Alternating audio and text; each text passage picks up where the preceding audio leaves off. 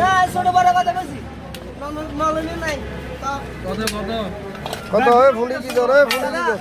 ছোট বড় মিলে দেবো দাদা কি দর 180 টাকা দর সব না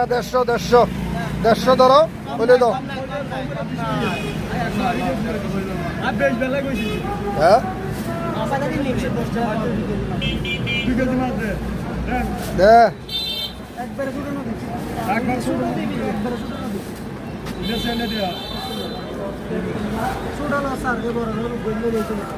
বড় ছোট মিয়ে দাও বড় গুণ দাও নেতা নেতা